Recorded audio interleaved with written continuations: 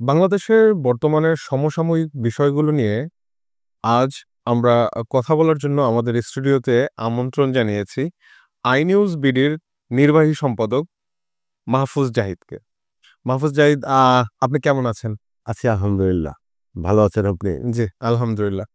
আমরা আপনার কাছে একটা বিষয় জানতে চাই যে আওয়ামী লীগের আমলটাতে দুর্নীতি, অনিয়মে ছয়লাভ ছিল গোটা বাংলাদেশ। তো ওই টাইমটাতে একটা আপনার প্রকল্প, যেটা আওয়ামী লীগ সরকার বলতেন তাদের সবচেয়ে বড় প্রকল্প রূপপুর পারমাণবিক বিদ্যুৎ কেন্দ্র, সেইটার দুর্নীতি নিয়ে আজকে আদালত একটি রুল জারি করলেন।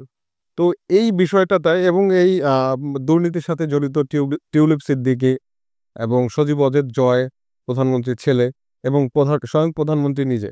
তো এই বিষয়ে আসলে আপনার মন্তব্য জানতে চাচ্ছি। আপনি আসলে কতটুকু জানেন, আমাদের দর্শকদের উদ্দেশ্যে আপনি একটু এ বিষয়ে বিস্তারিত বলবেন। অসংখ্য ধন্যবাদ মামুন আপনাকে। আসলে আমরা সকলেই জানি যে বিগত যে ফ্যাসিস্ট সরকার, সেই ফ্যাসিস্ট সরকারের যিনি জবরদখলকারী একজন ক্ষমতাচ্যুত প্রধানমন্ত্রী এবং একই সাথে উনি আওয়ামী লীগের সভানেত্রী ছিলেন। তো আসলে ওনার শাসনামলের যে দুর্নীতির বর্ণনা, সেই বর্ণনাগুলো আসলে খুব অল্প সময় দেওয়া সম্ভব নয়।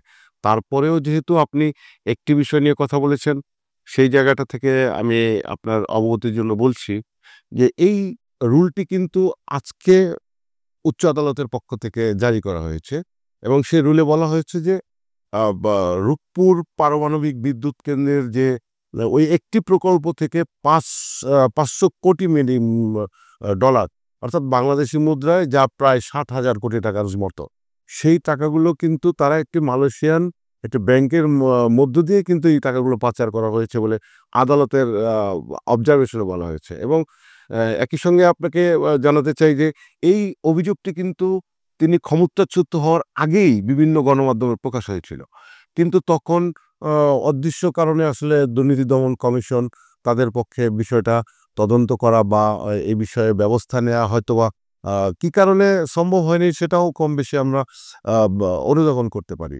কিন্তু 5ই আগস্টের পরে এই ফ্যাসিস্ট সরকার পতনের পরে কিন্তু একাধিকবার সিরিজ আকারে বিভিন্ন গণমাধ্যমে কিন্তু এই রূপপুর বিদ্যুৎ কেন্দ্রের দুর্নীতি, অনিয়ম কিন্তু ব্যাপক সংবাদ প্রচার হয়েছে।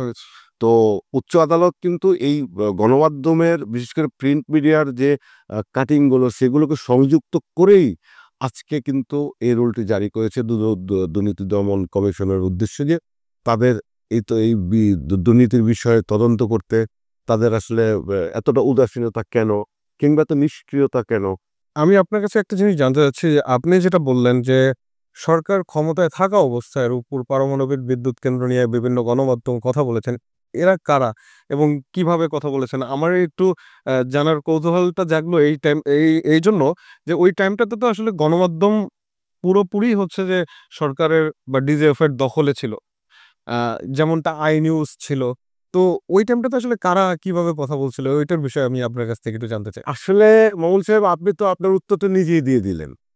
সেটা হচ্ছে, যখন গণমাধ্যমের উপরে একটি নগ্ন হস্তক্ষেপ ছিল আওয়ামী সরকারের, আহ, রাষ্ট্রের চতুর্থ স্তম্ভ হিসেবে গণমাধ্যম পরিচিত, ফোর্থ স্টেট, কিন্তু বাস্তবে কিন্তু গণমাধ্যমের তেমন কোনো খুব বেশি কার্যকারিতা দেখা যায়নি। কারণ ফ্যাসিস্ট গভর্নমেন্টের সর্বপ্রথম যে লক্ষ্য সেটাই ছিল গণমাধ্যমকে হচ্ছে টুটি চেপে ধরা। তো সেই কাজগুলো কিন্তু সে ক্রমাগতভাবে করে গেছে। কিন্তু তারপরেও যারা সাহসিকতার সঙ্গে, পেশাদারিত্ব নিয়ে গণমাধ্যমে কিছুটা হলেও জীবিত রাখার চেষ্টা করেছেন, মানুষের পক্ষে কথা বলেছেন, তার মধ্যে একটি গণমাধ্যম হচ্ছে অন্যতম আই নিউজ বিডি।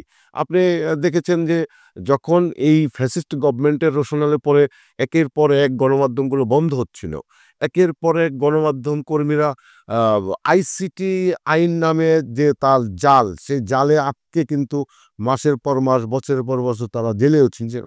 কিন্তু সেই জায়গাটা থেকে আমি বলবো যে যারাই এই কাজগুলো করেছেন, আপনার জানার কথা যে সাম্প্রতিক জুলাই আগস্ট বিপ্লবে কিন্তু আই নিউজ বিডি যেমন সামনে থেকে কাজ করেছে, সাহসিকতার সঙ্গে বস্তুনিষ্ঠ সংবাদগুলো জাতির সামনে তুলে ধরার চেষ্টা করেছে।